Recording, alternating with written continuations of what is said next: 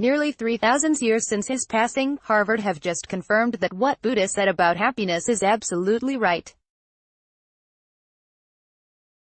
Buddha's lessons in happiness usually revolved around the idea of living a life of compassion and kindness, and indeed science previously proved that kindness and compassion are incredibly important. Now, after some 80 years of research, Harvard has proven Buddha correct.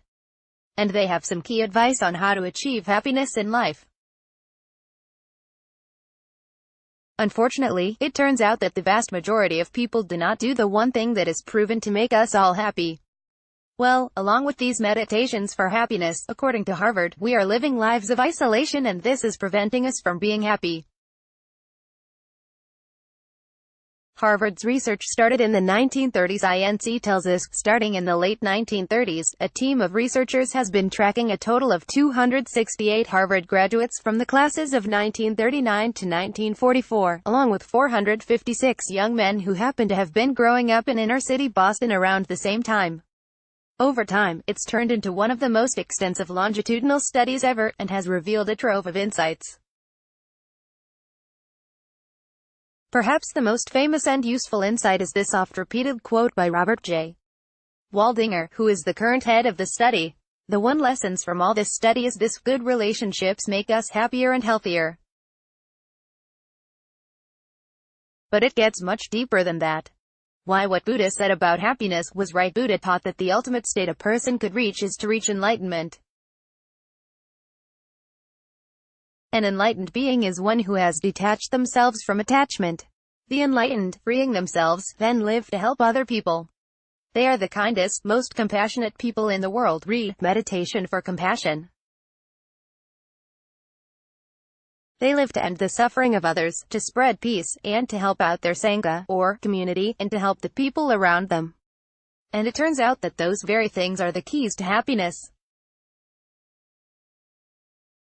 If you want happiness, have good relationships and help out others. But this is a problem in the West, where loneliness is an epidemic. Just consider these facts. 40% of Americans say they feel they lack meaningful relationships, 20% says they are lonely or isolated, 28% of adults live L1. So, what do we do about this? Here's where what Buddha said about happiness is absolutely spot on. Buddha taught his followers to look around their communities and around the world at large and to find ways to help people to end suffering. He knew that this would help the world, and help his followers find inner peace and enlightenment. Now science has proven that one of the best ways to end loneliness and to find happiness is to volunteer, which just so happens to be one of the activities in our list of hobbies that make you happy. In a study of 10,000 people in the UK, 2/3 of volunteers said that volunteering makes them feel less isolated and happiness. A similar study of 6,000 widowed women found that those who volunteer experience lower rates of loneliness and improved happiness.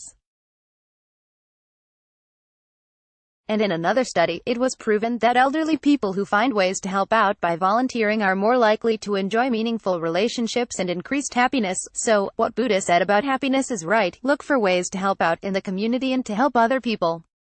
But while we were receiving this news, we were hit with another story, one that shocked us.